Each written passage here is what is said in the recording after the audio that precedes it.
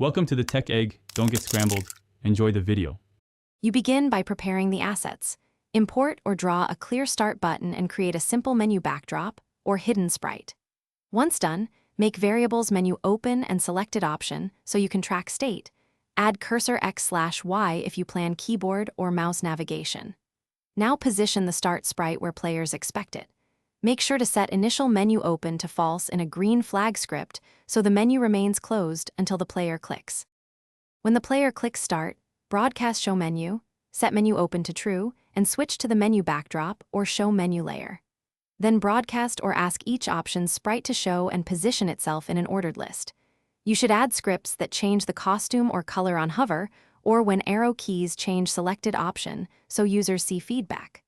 Also implement sound feedback for selection to make the interface feel responsive. This helps players understand what they can choose. To finalize, make each option broadcast a unique message that triggers the related game scripts.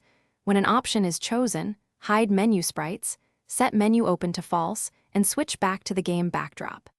Add an ESC key or back button that cancels by hiding the menu and resetting selected option so players can exit without choosing.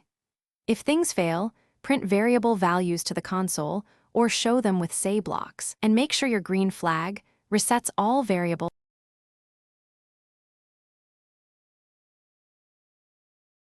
Thanks for watching. Consider subscribing if I helped unscramble your problems.